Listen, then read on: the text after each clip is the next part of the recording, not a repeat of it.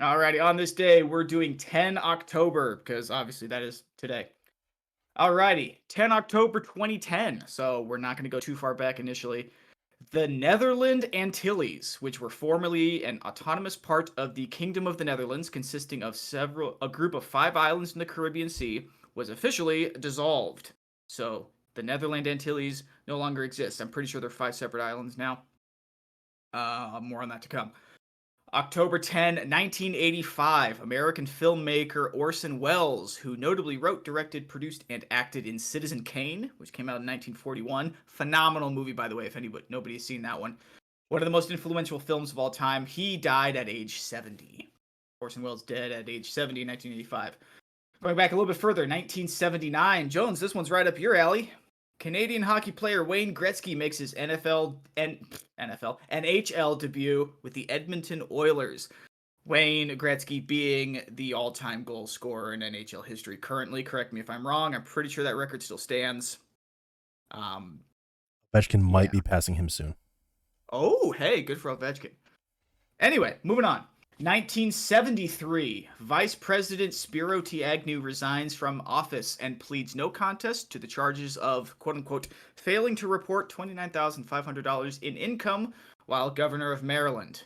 Just think, by today's standards, pocket change. Going back a little bit further, 1970. This one was actually kind of cool. October 10, 1970, Fiji gains independence from Great Britain. Funny story about that. Or not about that specifically, but I did read that independence from Great Britain, on average, is celebrated once every 7 days. Yeah. Stick that in your pipe and smoke it, as my old theater teacher would say. All right, October 10, 1964, the Summer Olympic Games opened in Tokyo. Let's see, what else we got? 1969, American gridiron football player Brett Favre is born. 1969, Brett Favre is born. Here's a fun one. On this day in 1963, the British spy film From Russia with Love premiered in London. It was the second film in the James Bond franchise. It is arguably considered one of the best in the series.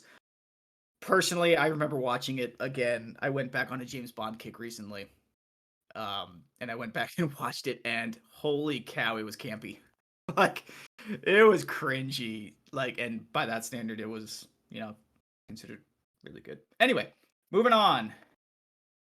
Let's see what we got. 1935, George Gershwin's opera Porgy and Bess opened on Broadway. Personally, I have not seen that one. Jones, you're going to love this one.